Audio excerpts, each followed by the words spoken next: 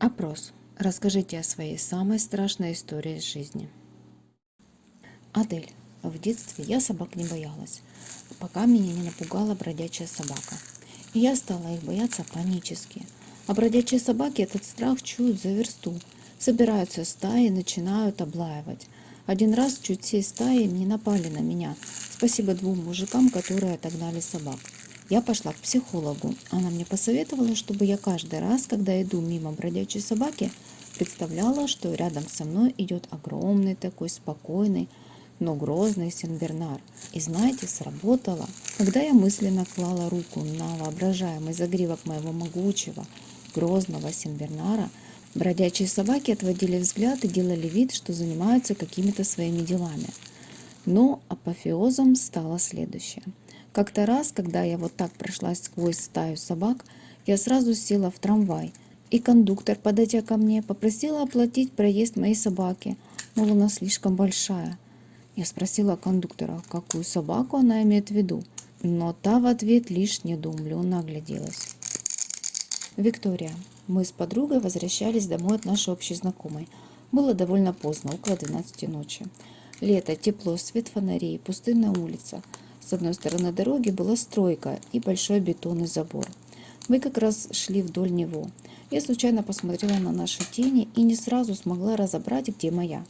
Поднимаю руку, ага, вот моя. А чья тогда рядом? Нас же двое, а тени три. Почему-то мое внимание еще привлекла моя рука. Я понимала, что я не машу так рукой. Моя подруга остановилась тоже. Мы с ней уставились на тени. Они все одинаковой четкости, но рядом с нами никого больше нет. Я помню, в каком шоке мы оглядывались с ней вокруг. Может, мы просто не заметили человека? Но, увы, мы с ней стояли под фонарями посреди улицы вдвоем, и никого больше. Дальше мы, не сговариваясь, побежали с ней вперед, к оживленному перекрестку. Мы отдышались с ней и стали обсуждать эту картину, и вспомнили, что тень была в шляпе и явно мужская. Что это было, не понимаю до сих пор. Леонардо. Когда мне было 14, рядом с моей кроватью стояли часы с большими красными цифрами. Был вечер, я уже лег и решил посмотреть на время. Было 10:24. Я моргнул, просто моргнул. На часах было 10:24. Но уже утра. Свет залил комнату. Клянусь, я не спал. Все, что я помню, как моргаю, и проходит 12 часов. Остаток дня я провел уставшим и чувствовал себя, как будто бы не спал всю ночь. Оливия. Не уверена, было ли увиденное плодом моего воображения или чем-то другим, но даже будучи взрослой, я вспоминаю об этом. Когда мне было 6 лет, я жила с мамой в сельской местности в провинции Канады, и в течение года или более видела силуэты маленьких зеленоватых человечков. Чаще всего они были в моей комнате, плавали в воздухе, но иногда даже сидели на моем теле. Я видела их всегда в темноте, и они пропадали, стоило мне включить свет. Никто из взрослых их не видел. Сейчас мне 20 лет, и это так сильно в меня запало, что я до сих пор помню их. Келвин. Мне было 10 лет. Однажды я лежал и пытался уснуть, когда услышал странный звук откуда-то с потолка. В следующие дни я стал замечать, что в комнате стало очень жарко, хотя вентиляцию заменили совсем недавно. Отец решил проверить шахту. Когда он открыл решетку и наклонился за каким-то инструментом, я поднял голову и увидел жуткую картину.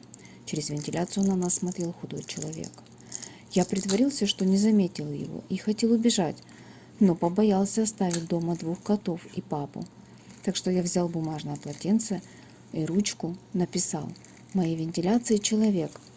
Папа не разобрал мои каракули и спросил, что я написал. И тут мы услышали глухой стук наверху. Отец сразу все понял, схватил меня и вызвал полицию. Этого человека арестовали, а я до сих пор вспоминаю, как поднимаю голову и вижу это лицо. От страха я не могу даже закричать. Герда. Ох, помню, случилась эта странная история зимой. В городе произошла небольшая авария. Свет отключили, дело было поздним вечером. Помню пурпурное небо, высокие сугробы, как завывала метель, дома с черными окнами и очень пустынные улицы. Я тогда возвращалась с музыкальной школы. И, подходя к своему району, среди ряда фонарей заметила один единственный зажженный, со слабым, еле дребезжащим светом. Не знаю почему, но я совершенно не обрадовалась. Напротив, захотелось как-то побыстрее пройти эту улицу. Когда я подошла ближе, я увидела, что к этому свету с одной стороны ползет человек, а с другой стороны ковыляет горбатая женщина. Домов там было не так уж много, и я всех знала. Я никогда там не замечала таких людей. Ну, короче, будучи ребенком впечатлительным, я дала дёру, а через несколько дней обнаружила, что на том месте нет никакого фонаря. Ника. 14 лет, осталась ночевать у подруги.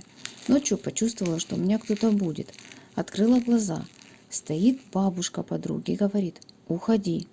Я бужу подругу, все ей рассказываю, а она мне говорит: «Ты что, дура? Бабушка умерла же полгода назад. Спи, просто приснилось».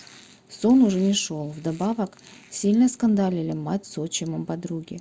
У меня чувство тревоги, и вдруг слышу голос рядом: «Пошла вон!». Я тихо собралась и вышла в подъезд. Уехала домой. На следующий день узнала, что подругу ее маму зарезал отчим. Теперь виню себя, что не разбудила подругу. Тедди. Когда мне было около 7 лет, моя мама присматривала за ребенком соседки. Она была алкоголичкой-наркоманкой. Эта женщина приносила своего ребенка Джона в дом к нам и оставляла его там на несколько месяцев. Излишне говорить, что наша семья очень привязалась к нему и считала его частью семьи.